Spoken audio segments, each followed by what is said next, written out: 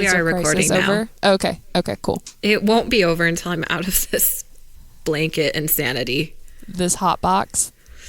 This hot box, and my bangs are everywhere. Speaking of hot box, perfect segue. Are you prepared to resist drugs and violence, Riley? I don't know. I don't know if I am, especially not today. Yeah, you're a bit of a salty Susan today. I am. Thank you for noticing. Yeah, no, it's fine. I did delay this recording by 2 hours.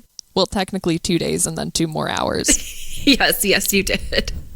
I feel Damn like it. you've like never really experienced my ADHD until we started recording this together. It has been eye-opening. You're not wrong. I also haven't experienced my own sort of ADHD until we started recording. Do you have ADHD? I don't know, but I have certain tendencies that I'm like, is it, isn't it? You and I are different, but we're also very much the same in a lot of ways. But not in ways that like we complete each other and it makes it better. It's in ways that make it more hard. Correct. For everybody. Yeah. That's exactly it. And it gets super frustrating on both ends. And then when we finally get together, like we make it work. It's good. It's fine. And we love each other, but we're fucked in different ways. And like you said, not in ways that make it better. Yeah. It's not like a beautiful, like you complete me. It's like you are making this so much worse. Except that you in this situation is almost always me. And I accept that. I'm also not always. I ran out of my ADHD meds a couple days ago, so that's not good. Well, and that was bad timing. Yeah, no, it was bad timing. Also, I have because I freelance, right? And I have an assignment due today that I haven't really started, and it's a lot of writing to do. And Kelsey, because she doesn't have ADHD and she's a put together type A person, she was like, okay, I was talking to her yesterday and she's like, well, you need to do that. And then, secondary is the podcast because that is not your job and you're doing that for fun. And I was like, yeah, okay, but I'm more scared of Riley than I am of breaking a legally binding contract. So I finished up the podcast stuff and have not started the writing, of which I've gotten it in advance for, so like I do have to finish it today. It'll be fine. And then after that I go to my full-time job. I'm very sorry. I didn't know.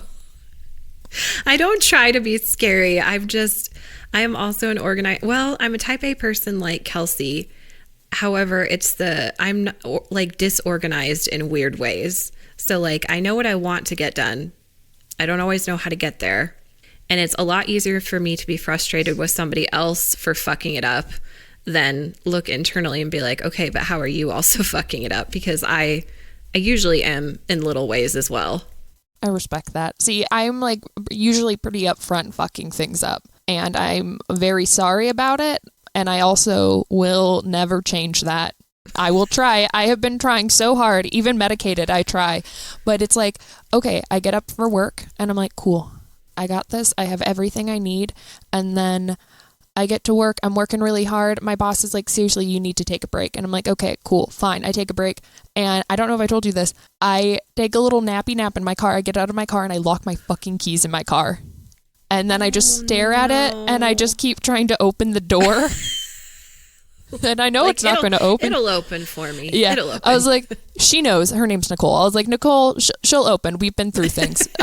She didn't, which I also respect. And then I go inside to the workplace and I just look forlorn and Jason's like, how was your nap? And I'm like, my car's locked with my keys in it. And he just goes, oh no. And then he's like, well, do you have a spare? I'm like, yeah, but because I have ADHD. Is your spare in your car? No, I have no idea where it is. No idea. Okay. So I checked all of the places. What's difficult is I did the if I were me, which conveniently I happen to be. I was like, where would I have put my keys? Okay, I need to check in my art supplies box. I need to check in this box I have that has like the tampons and makeup and whatnot. I need to check under the couch. I need to check in the lockbox. I need to check in the random 2 cords bins. I need to check in the tech box. And then I just need to start anything that's a bag that looks like there's nonsense in it. I need to open it up and go through it. Did not find it. Had to call a locksmith at 9 at night. He showed up with the dog, so that was nice. He got my car open in like, I would say 6 minutes. It was really fast. How much did that cost, though? $80, and I tipped. Really? Yeah.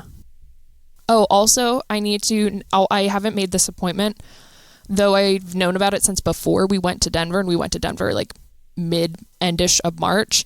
I need to get my thermostat, I think, fixed in my car because my check engine light has been on. So I need to do that. Are you sure? How do you know it's the thermostat? Jason, there's a thing like you can plug into the car and then it's like gives you a code of what's wrong. So he did that, and then we looked at it and we're like, that's what needs to be changed.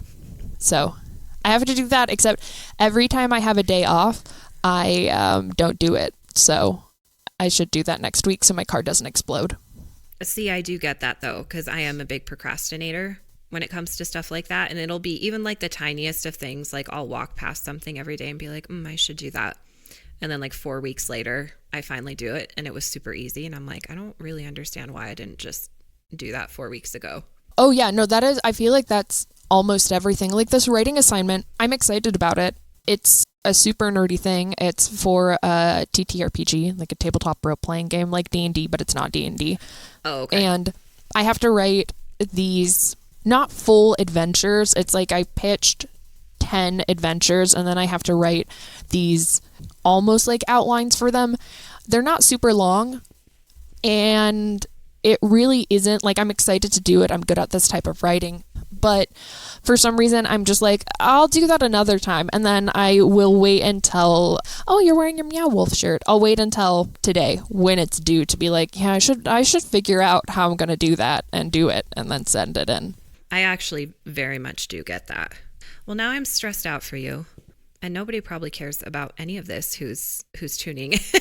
So probably all of this is going to get cut. Just there will be no podcast except for the intro and the outro. I'll be like, guys, we got really stressed out. We got ourselves into a room. And we did drugs. We did drugs and about then we it. Didn't complete it. Sorry. Back to drugs and violence. Pew, pew, pew. Oh, that would have been a cute little pic, like a pew, pew, pew. Did you do your homework? Did you watch? Those videos are Unhinged. And it was so long. Yeah. The animation was very like Rugrats meets The Simpsons. Mm-hmm. Was it not? Oh, sorry. We're talking about, I'll put it on our YouTube and I'll also link to it and probably the show notes as well as on like our website on the thing about this episode. But it was a 90s D.A.R.E. I can't even say commercial because it really is like 18,000 hours long. I mean, it's at least like 7 minutes. It was 13 minutes. 13. Jesus. Yeah. So it's a short animation and it is Unhinged. Yeah, it was wild. That bunny, I will see him in my nightmares. Right? Yeah. So it's like a bunny and then like a man in a bee costume. I can't remember anymore if they're both men who went into animal costumes to be like, kids do drugs. I also like how they incorporated the stranger danger with like the white van. Yes. The thing too is this comes up during Halloween where people are like, watch out, people are putting drugs in your candy. Drugs are expensive. Nobody is giving out candy with drugs. Nobody's giving out drugs. No. So the idea that these two dudes are like, here are all of these free drugs, all of them. I'm like, look, I know you have to get somebody hooked before you can really start selling them, making the money. But I'm like, this is not how it happens. Nobody is jumping out and being like, hey, do you want to try LSD, heroin, marijuana, which is how they pronounced it in the video, cigarettes, and glue.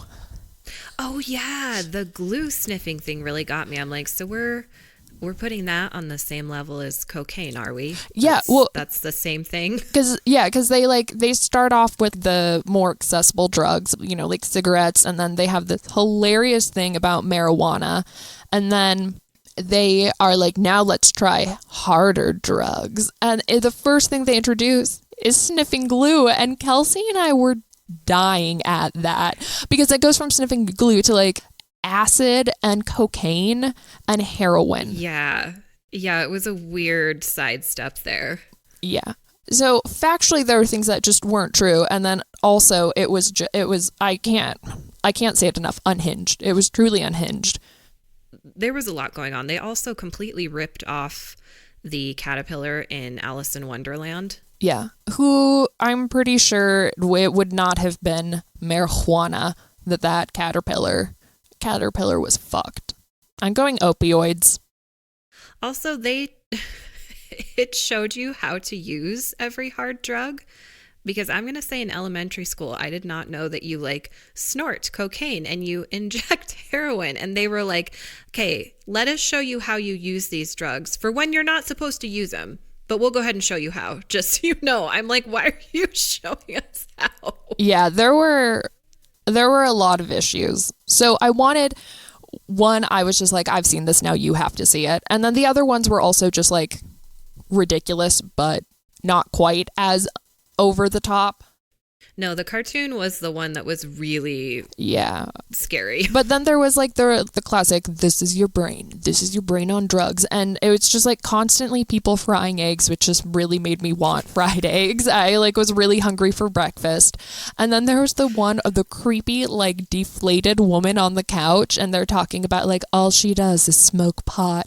I kind of cracked up because I'm like, I mean, yeah, there can be a lot of couch sitting, but the whole like your motivation is gone, your dreams are gone, you're gone. I'm like, Jesus Christ, she's probably just going to play Mario Kart for a while. Like, she's fine. I remember those specific commercials. Yeah. Like, I remember the deflated person on the couch. To be honest, I sort of remember the cracked eggs ones. I do not remember the one with Rachel Lee Cook destroying an entire fucking kitchen.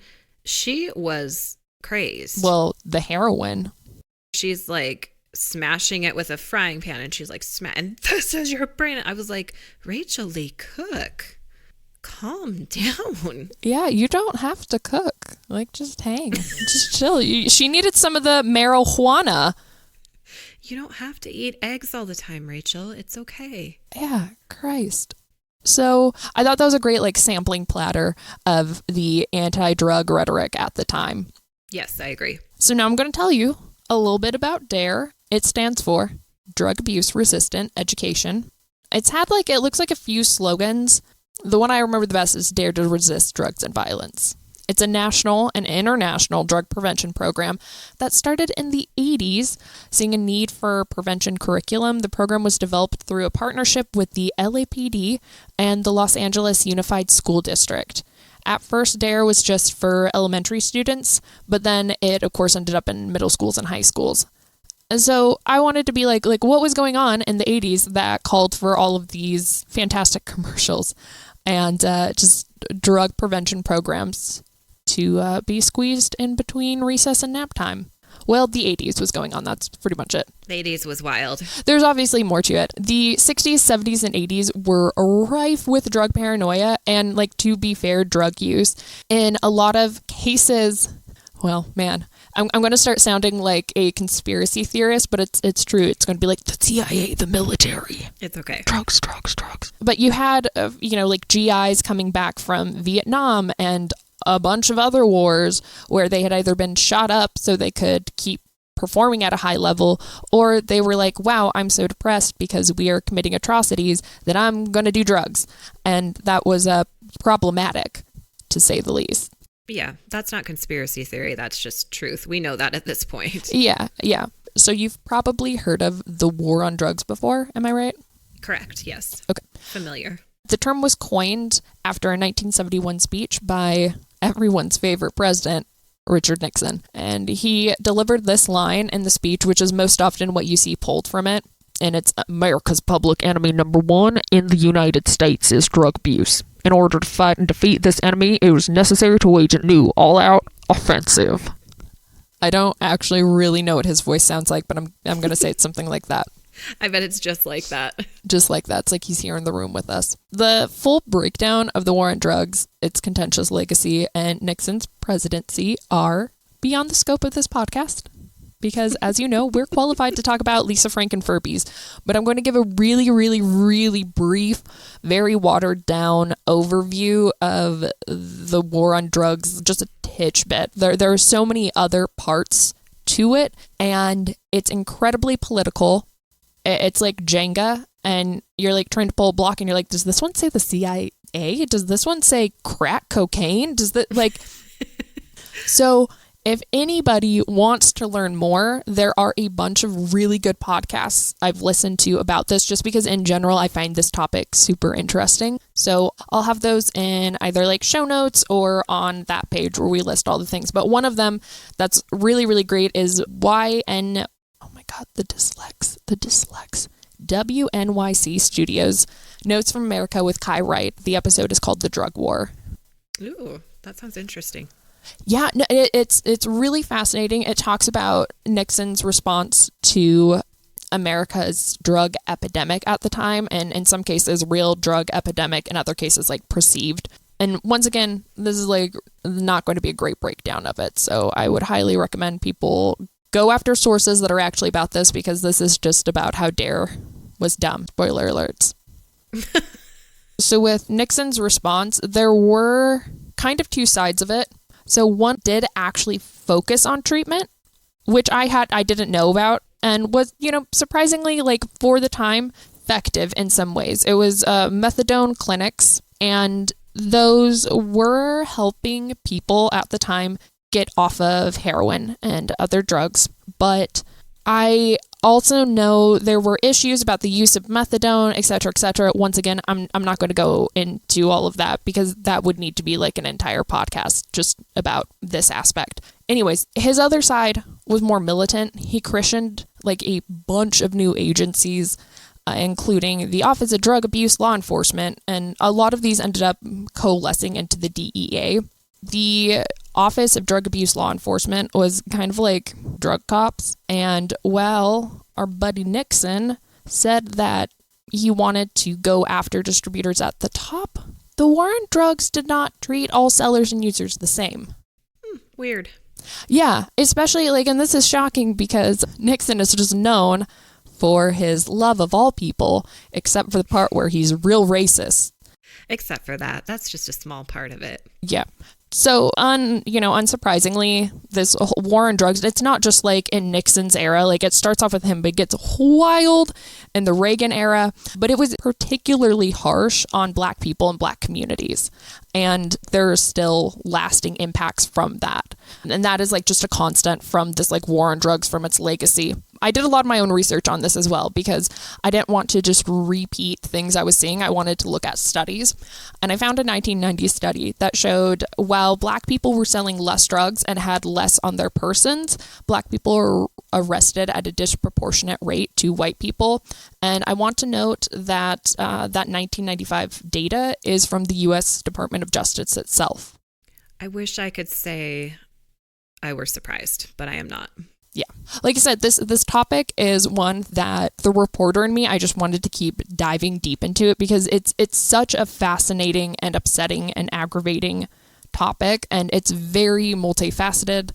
But, I was like, I need to do this right. I need to do more than just a week or a couple days of research. So that's really why I'm not going into it deeper. But I also thought that it would be irresponsible to talk about D.A.R.E and how it came about in the 80s and just skip over the 70s and 80s and this war on drugs thing. Yeah, absolutely. We are going to move on to where things start really ramping up, which is the Reagan era. May he rest in constant unease. Fucking Reagan. Okay, so Nancy Reagan had a really stupid Just Say No campaign, which is just as effective as telling teenagers to just say no to sex. Just say no to anything, really. Just right. Anytime you tell a teenager not to do something, they're gonna go do it immediately. Yeah. I'm like, let's just. I don't even have anything clever to say. I just can't fucking stand Nancy Reagan. She's dead now, so it is what it is. So while she had her just real dumb Just Say No campaign, Reagan had an Anti-Drug Abuse Act of 86. And this is where things get real bad, because the act is best known for how it criminalized crack cocaine versus powdered cocaine. Your faves? Your face right now. Don't worry, I'm going to... Okay. I mean, we need to differentiate. Well... Okay, yeah. Continue. Okay. I'm confused. Right, so remember that 90s study I talked about like a minute ago? Yes, I do remember. I'm not that old yet. Okay, that's good. So this is pretty much what it's demonstrating. This part is really important. Chemically, crack and powdered cocaine are the same. The differences are how you take the drug, like the version of the drug, and thus how fast it gets into your bloodstream for you to feel the effects. Crack is smoked and gets into your system faster than snorting the powder or rubbing it on your gums. However, if you inject the powder, it has like the same quick response as smoking crack. Yes. Thank you. How do you inject a powder? I did not look that up. I'm guessing you mix it with something and then you go boopity boopity boop. Okay. Okay, fair enough. Thank you. But I didn't look it up because, and I have sources for all this information and like good sources. So once again, they'll be linked. And I got this from the American Addiction Center.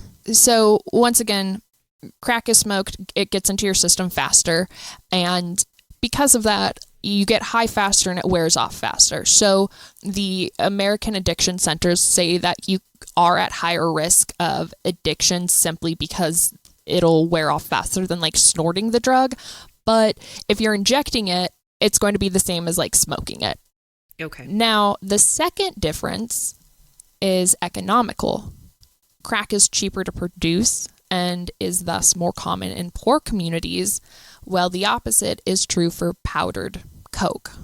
And the Anti-Drug Abuse Act, rather insidiously, had the same minimum sentence for possessing a gram of crack as 100 grams of powdered cocaine.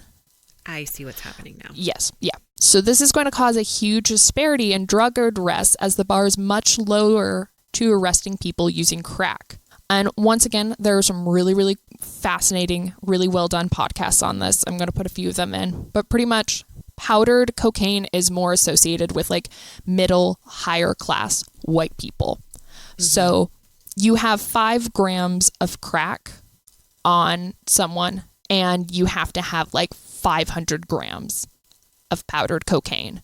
And those sentences are going to be the same. Aha. Yes. That seems wrong.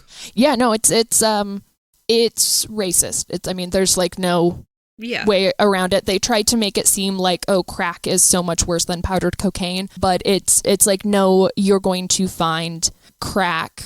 The CIA, look into the CIA, everyone. You're going to find crack in poor communities, and because of, once again, we're looking at the Jenga block tower, a lot of times those are going to be communities with more or minorities, and so you're making it much easier to arrest them than you are to arrest white people. And once again, if you go back to that study, you're going to be arresting more black people or brown people because the bar is much lower, even though based on that study, white people were selling and using more. It was very intentional what they were doing. Yeah. And this isn't to say, like, there definitely were tons, and there are tons of issues with drugs in America. Of course. I'm bringing this up because, once again, I felt like the background was important to talk about drugs in America, and it seems like it'd be irresponsible to just completely ignore what was going on at the time that D.A.R.E was started and like leading up to D.A.R.E. Really, my point is that like as a nation, we're really horrible about policing and educating people on drugs and doing it ethically and fairly. Yeah, absolutely. And I'm glad you went into that because I had no idea. I had no idea that the sentences were different for the different types of cocaine or however you want to put that. That's bonkers. Hot take. Reagan, Nixon, kind of assholes. Not great guys. No, don't live, laugh, love them. You know, anytime I think of, now I can't remember if it's Nixon or Reagan. Did you ever watch Futurama? Not really, a little bit when I was at your house. One of them is a head in a glass jar on that show. And so that's sort of the image that comes to mind instantly, but now I can't remember which one it is. So it was a really pointless story. But anyway. That's okay. Is it Nixon? I feel like it maybe be Nixon. He has a more cartoony face. I think it might be Nixon. I think you're right. That's what I think of when I think of both of them, apparently. Just heads in a jar. One head in a jar. That's fair. All right. So that was some aggravating history about America's war on drugs. Now let's swap to something a little more fun. It's not going to probably be more fun because it's kind of sad too, but we're going to do a trivia quiz. Woo woo. I am ready to fail. Lay it on me. You know so much about drugs, ops. All right, here's your first one. What is the most commonly abused substance among teens and adults? Like in this day and age? Yeah. Prescription medications? It is alcohol.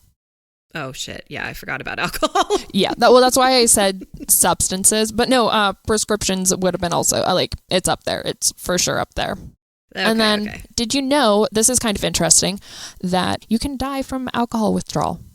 No, I didn't actually know you could die from it. How do you die from it? Like your body just can't cope?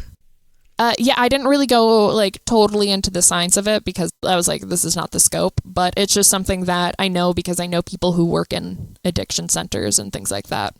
Oh my gosh.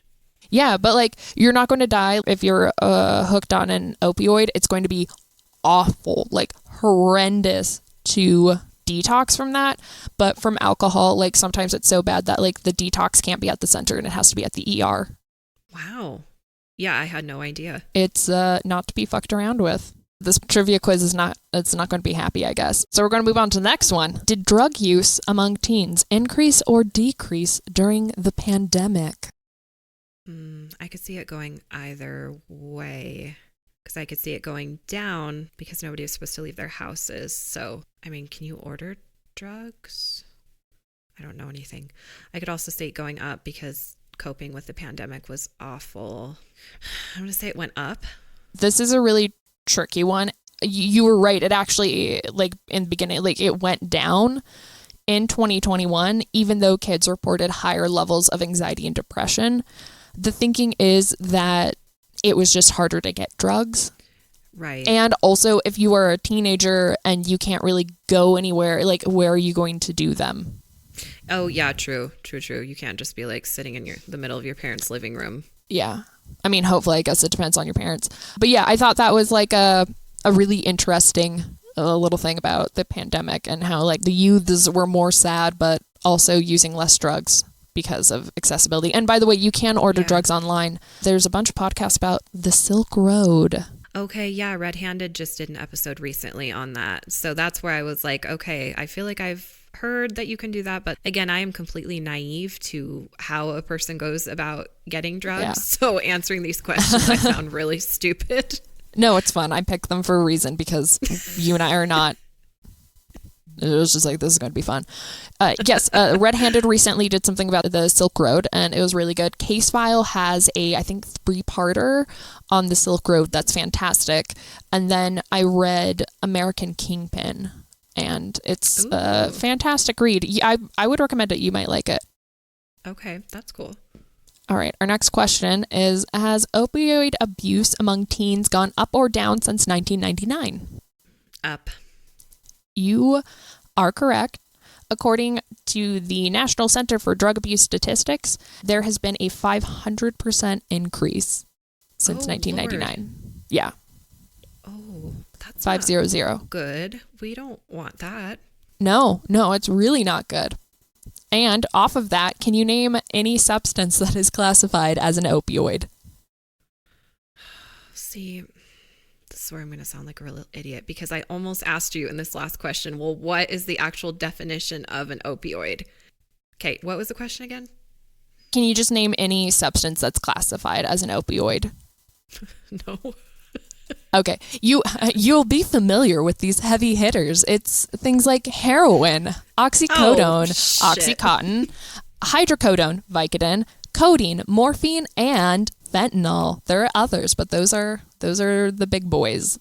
Okay, I've heard of those things, everybody, so shut up. If you do not partake in the drugses, and if you aren't studying them or I understand why you wouldn't. I've actually had quite a lot of friends who have used drugs, now that I think about it. I had a friend who, he's clean now, He's been clean for, I think this is going to be like his 3 or 4 year anniversary, but that's amazing. Yeah. He used meth for a handful of years. I have another friend who used kind of a bunch of stuff, but, used heroin and whatnot. I mean, I have a lot of friends who, because of where I live, really enjoy weed. This is the nerdiest thing, but I think I have an allergy to weed. It is nerdy, but I can't talk because it's not something I've ever tried, and I literally can't because it's illegal where I am. But I do have a fear that if I ever were to try it, that I would be one of those people that like goes into a complete like panic attack or has an allergy or something. The first time I had an edible was at not at the time, but like my ex's now. It was at her aunt and uncle's house in Los Angeles. And because I'm stupid and competitive, like we each had just like a little bit. I can't say like it was this many grams or like I don't fucking know. Right. We each had like a little bit because God, it felt a little bit like Mean Girls. Her aunt put the toddlers to bed and then she was like, "Do you girls want some cookies?" And we were like, "Yeah, sure." So her aunt, her uncle and I just like had a little piece of each had like a little piece of a cookie. And I immediately was like, I kind of have a headache. Like, I don't like this, but it mellowed my ex out, which was good for her, I think, at the time. But then we get back to our little guest house, and when we're leaving, her aunt is like, "Girls, I put some more in the fridge for you if you want any." So we go to the little guest house, and my girlfriend at the time is just like, "I think I'm gonna have a whole one." And I was like, "Yeah, me too. No, I'm going to as well. Me too. Me too. I'm gonna do it. I can do it."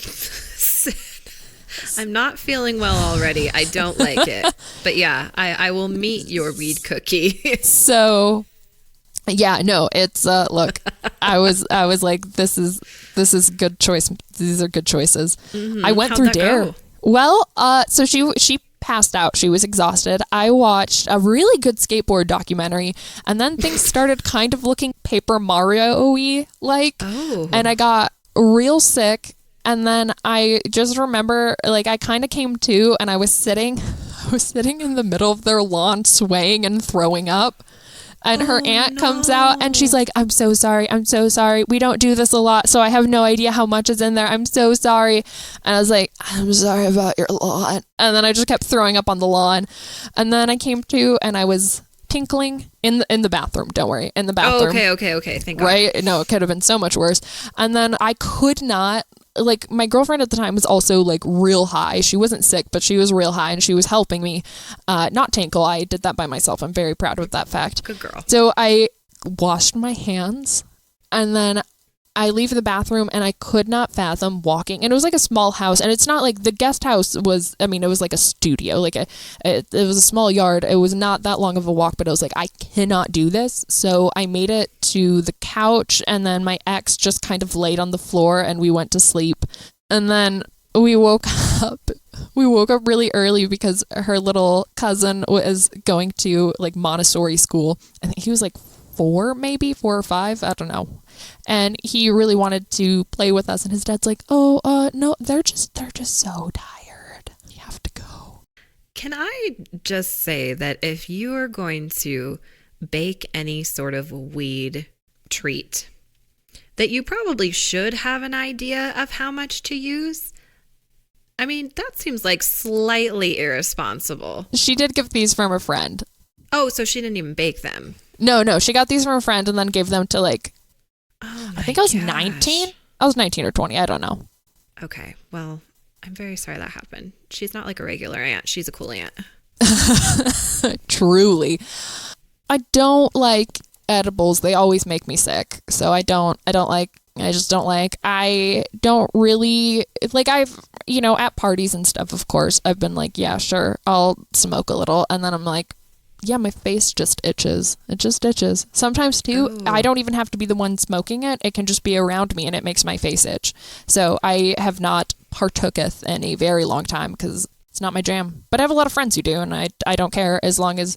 Well, yeah, it doesn't sound enjoyable for you. Yeah, I don't care as long as like it's not making my face itch when I'm hanging out with them. Fair. Yeah.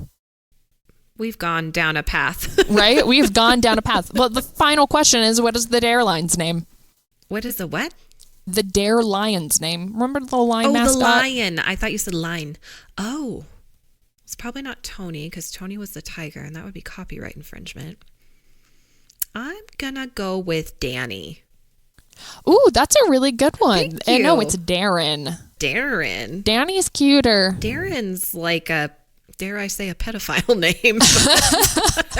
Dare I say? Cut that. That doesn't sound like a lion that you want to be hanging around with. Right. To me, that sounds like a very predatory, maybe that's the better word, predatory name. Daren the lion. Daren. I guess Daren. Daren. Yeah, no, it's just they should have gone with Danny. That's a bit on the nose. Do better, D.A.R.E. Always. So I found this from D.A.R.E's website, and it just, I don't know, it made me laugh. But it's like the demand for D.A.R.E training and program implementation resulted in the creation of D.A.R.E's National International Substance Abuse Prevention Dissemination Infrastructure, which remains to this day a state-of-the-art standard for other prevention endeavors to emulate. Okay, that's a word soup. Also, Right? if you're hoping that people who are trying to get off drugs are going to read that and understand what you're doing, you are incorrect. I barely understood that and I'm sober. It's a run-on sentence, and then the part that just made me laugh is when they're like, it's state-of-the-art and blah. I'm like, you guys failed. I mean, like, they're doing better, but I'm like, it did, because that's the thing. D.A.R.E failed. That's the episode. We're done. No. One of the reasons the original program did not do great is because it wasn't created by substance abuse professionals, which, you know, seems like a major oversight for a substance abuse program. And you could say, like, the cops know about drugs, but I don't even know how to describe this. Having worked in news, you realize that there are different ways to know about things. That's the dumbest sentence I could ever say.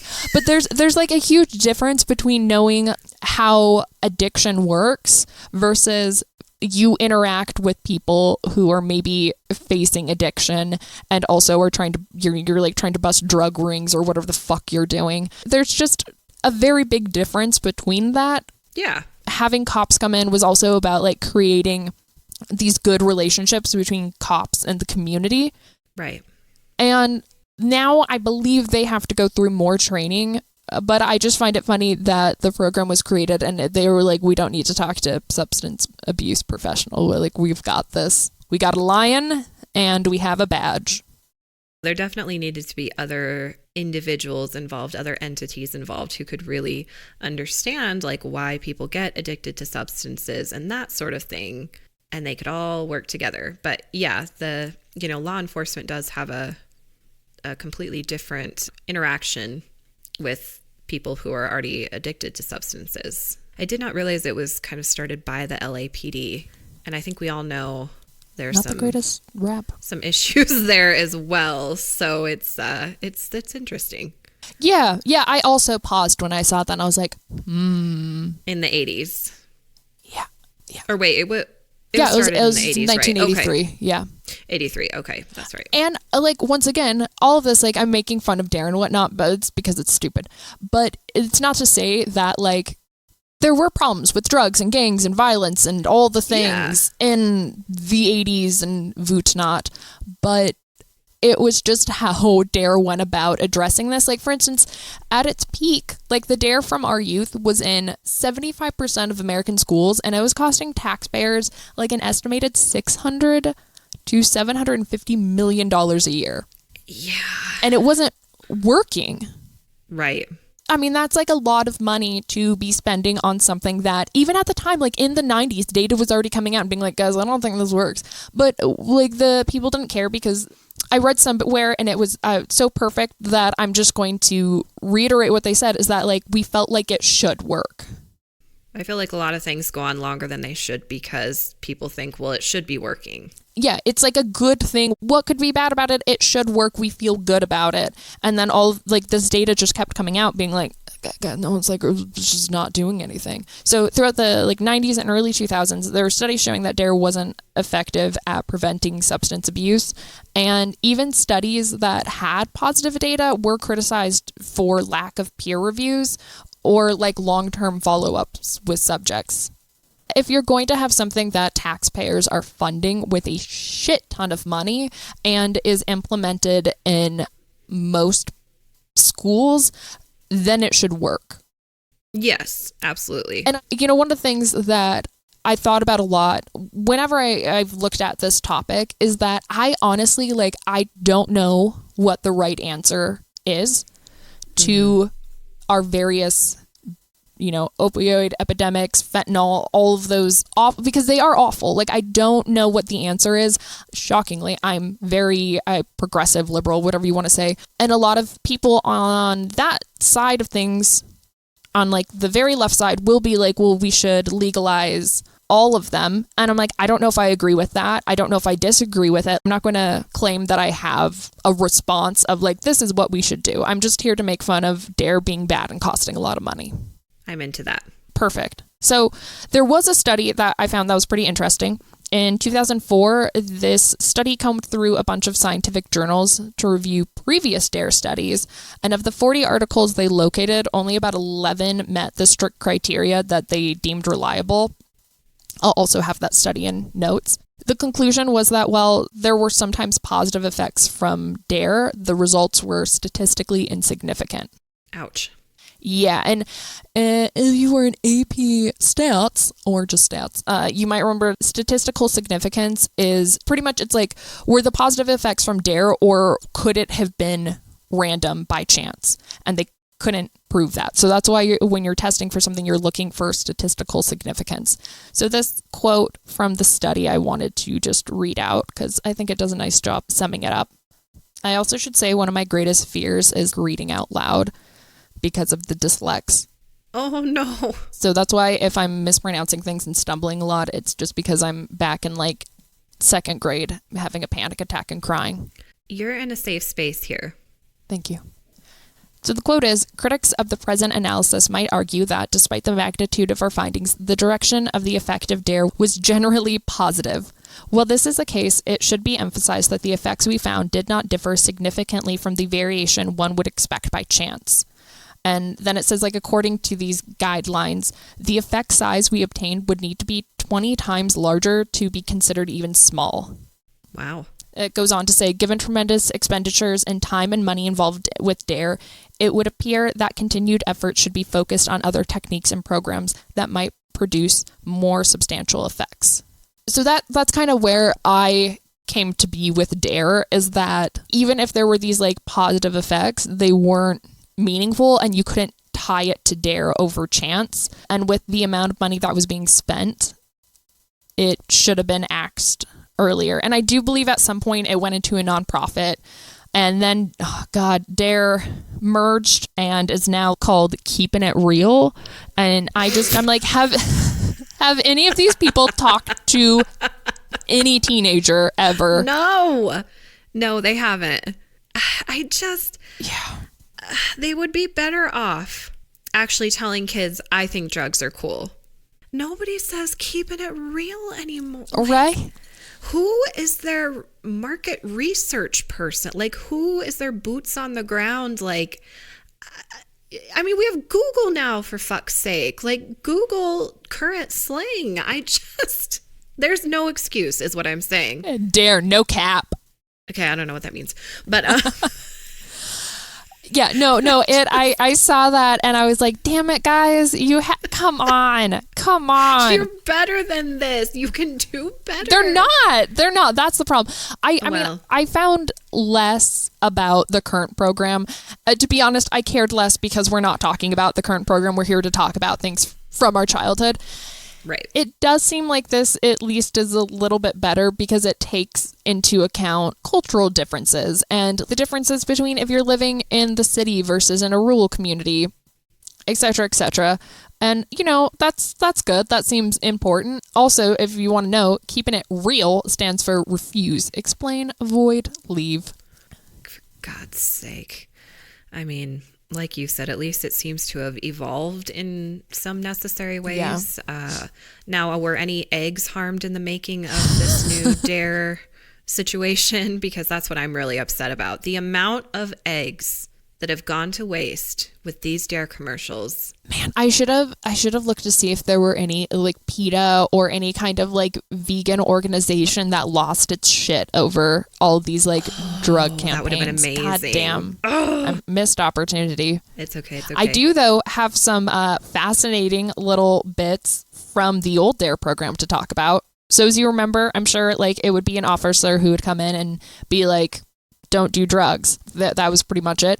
Do you remember there used to be, though, like snitch boxes, as I like to call them? It was like a box that you could snitch. You could be like, so-and-so is dealing drugs or doing drugs or blah, blah, blah, blah, blah. And you could put it in the box anonymously. No. Yeah. I don't remember that, but my memory, I'm discovering, is so fucking terrible. And I haven't done drugs, so I don't know what I did to myself. It just old. I was reading an LA Times article, and it said that in 1992, I guess like a 12-year-old boy had finished D.A.R.E and then called the police to report his father for domestic violence and selling marijuana. Oh, that's so sad. Which is, yeah, really sad. I don't know why I brought that. Like, I don't really have a point about that. I just came across it and it made me sad. And I'm like, I guess in that case, I don't know. I guess I hope it helped.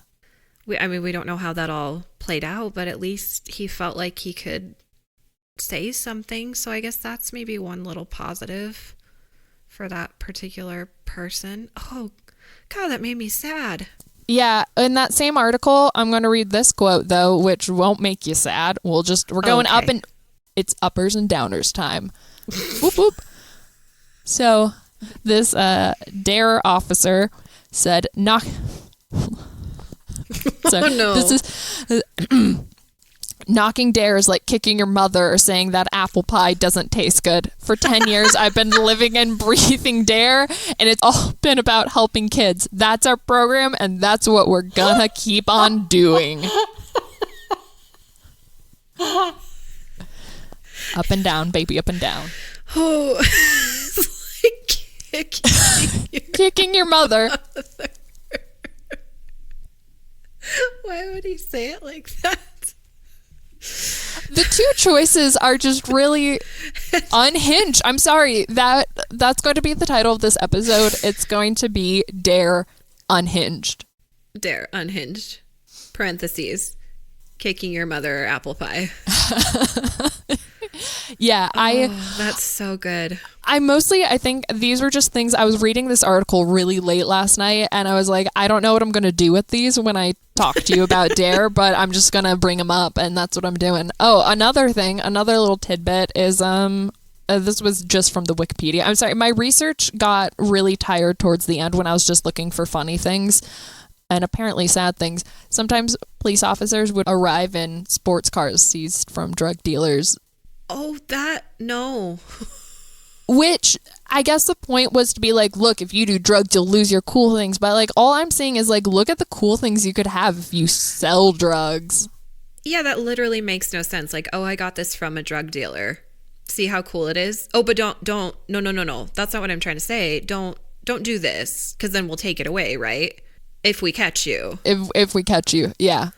Whose idea? I need to speak to someone about this. Ups and downs, man. Ups and downs. It was, That was not keeping it real.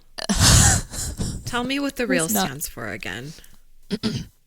The real, Riley, so you can tell your children to keep them from the drugs. The real stands for refuse. Explain, avoid, leave. Okay.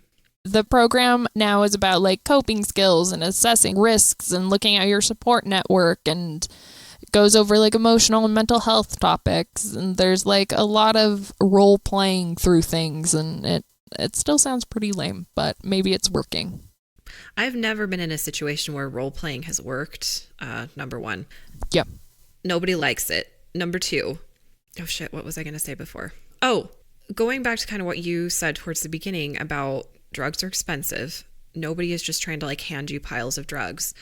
Why is the focus of D.A.R.E so much on peer pressure, I guess? I'm not saying there's no peer pressure involved, but again, it seems to be this idea that there are people waiting on the corner to just like give you all their drugs. Like they're looking to make a profit. They're not just going to give it to you. You're going to have to pay for it.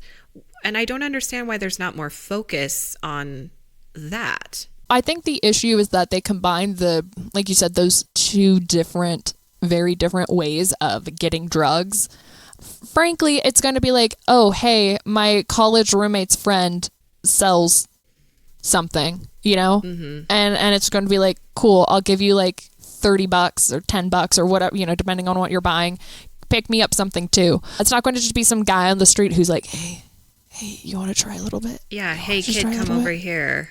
I feel like, again, that's just so misleading. Like you said, it's going to be like your friend that says, hey, I know somebody. I do think the peer pressure aspect is big. I'm just thinking of all the times that I have been around drugs or that I've drank or things like that. And I wasn't ever, I dealt with peer pressure, but in my case, it didn't bother me. Like I was pretty comfortable just being like, nah. I guess I can see how like learning how to navigate those situations for kids would be helpful. No, you're right. I guess the way they're addressing the peer pressure to me seems misleading. Well, especially in like the old program. Yes. Yeah. I guess that's what I have in my head. I'm still thinking of that bizarre cartoon where it was just like those guys following them around trying to get them hooked on drugs, rather than a scenario like you were talking about where it's a friend saying, hey, I can get this stuff. And there being that sort of pressure, even curiosity about like, well, yeah, if they're going to do it, I'll go ahead and do it. And like I said, I don't have a way to address that. I also don't have kids, so I don't really also have, it feels weird to be like, I don't have strong feelings about kids using or not using drugs. It's more that I just don't have experience in that realm. Yeah. That I can hold on these really strong, heartfelt opinions. I know that statistically, the sooner that kids start experimenting with drugs or drinking, it's more likely that long term there are going to be issues. And also I know that, like with like brain development, not great. But I don't know how I feel about the new Keeping It Real program. I don't feel great about the name. No, I feel terrible about the name. Yeah. Hopefully it works. I don't know. And again, the old D.A.R.E program was very much focused on illegal drugs. I feel like there needs to be attention paid to not illegal drugs that kids and adults honestly are getting a hold of and getting addicted to as well. That's a huge problem too, is prescription drug abuse. But like you said, I don't have a solution. I wish I could say, well, this is what we need to do. It feels like somebody out there should have an answer. Yeah, I don't know. I don't know where I was going with that. This is going to need a lot of editing and I apologize. Oh, no. The end is the weakest part. Because I didn't have any way to end this other than I was like, wow, here are some weird situations I found, little tidbits. We both have said like we don't know how to fix the issues that do arise from various drug epidemics, but I feel like naming the solution Keeping It Real was maybe not great. That's a step in the wrong direction. For me, just seeing those like faces of meth progressions is a very scary thing. I feel like you could just put that up and be like, is this what you want?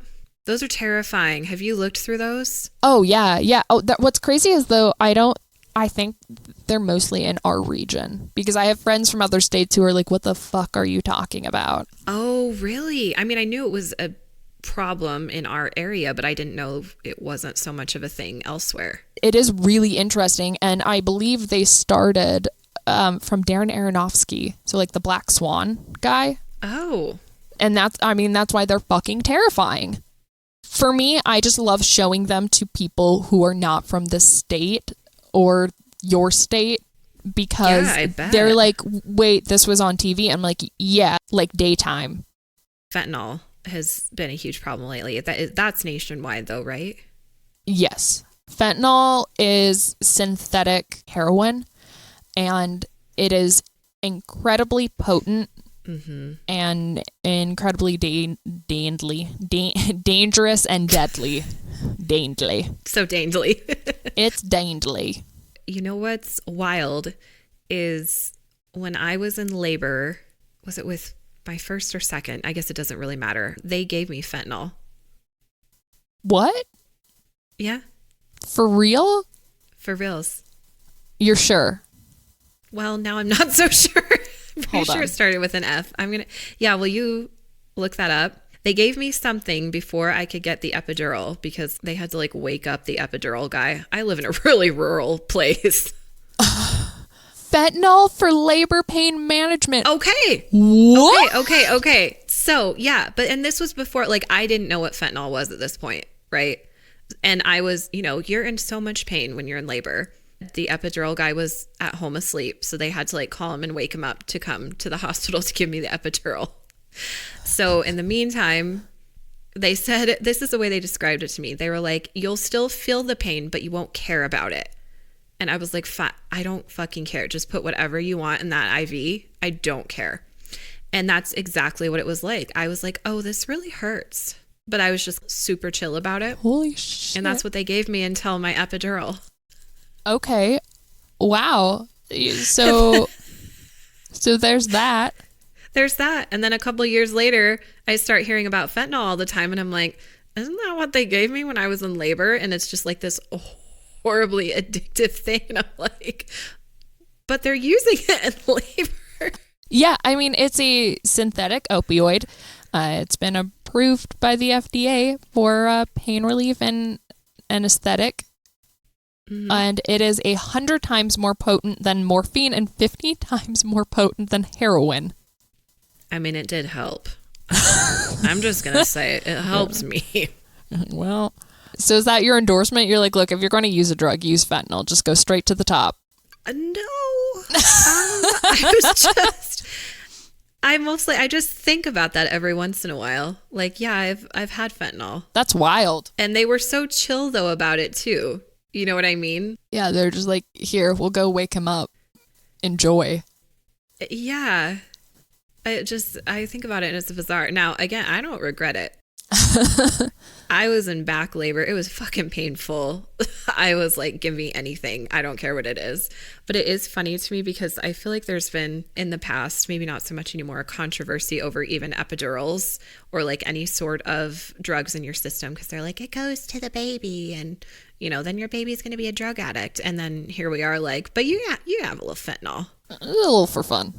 Yeah, so it's just interesting to me that is something that is being used. And again, I'm not saying for or against it by any means. I mean, if it's safe for mother and baby, then how about people fuck off? Yeah, I mean, I'm fine and my kids are fine.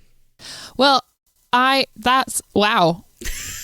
I know. So we're sitting here, I'm like, oh, wait a second. I have been on fentanyl. But a doctor gave it to me. That's crazy. Speaking of doctors and drugs, some of these podcasts talk about opioids and how they started with housewives, but it wasn't an issue because it was white housewives. Highly recommend all of the podcasts. Yeah, those all sound really interesting. I'll send you some. I'll also put them in our notes. And you can find them on our website, which, look, there'll be a link, whatever. You can fucking find it. You're smart, probs. Take a little fentanyl if you're feeling down. Ask your doctor about fentanyl today. Oh, man, that's crazy. Well, I'm glad it helped. I'm glad I remembered it because it was so long ago that sometimes I'm just like, well, nobody wants to hear my labor story. So, well, now I do. But there was the fentanyl thing. Now you want to hear all about it. Now that there are hard drugs involved, that's exciting. Yeah, Cocoa bananas. A little snack. A little squirt. A little smoot. Smooth. It's terrifying. Well, yeah, I'm fine. I'm great, in fact. We're living the dream under that blankie. Is that our episode? Are we done? Did we solve drugs? Did we fix America? We solved drugs. Oh, we didn't say. So I think it kind of goes without saying, but the D.A.R.E commercials, the D.A.R.E program, does it hold up? The 90s version? It didn't hold up in the 90s. No. No, it's not okay. It was bad, guys. It was just dumb. Go watch those commercials because I was highly entertained last night when you sent those to me. Yeah. Kelsey stopped what she was doing. She snuggled up and we watched them together and we're both concerned and confused. I, in my head too, was thinking, I wouldn't show this to the girls. Yeah, it'd be creepy as fuck. It was made for kids, for elementary school kids. And I'm like, I wouldn't show them this. They'd have nightmares. I like the comment, though, that was like, this is actually pretty fun to watch if you are on drugs. Which I don't think was their intention. Well, no. Unintended consequences, though. I think that is our episode, and we did this in under 2 hours, so it should be a little faster to edit. All right. Bing, bong, bing. Love you. Love you. Mwah. You've reached Sid And Riley, We can't come to the phone right now. so leave a message after the beep. Ruining Our Childhood was filmed in front of a live studio audience, Psych. But it is produced by us, Riley and Cassidy. with music by Joseph Tuna Medish. You can follow us on Instagram at Ruining Our Childhood Pod. Or send us an email at ruiningourchildhoodpod@gmail.com. Support the show through our Ko-fi account, ko-fi.com/Ruining Our Childhood Podcast. Later!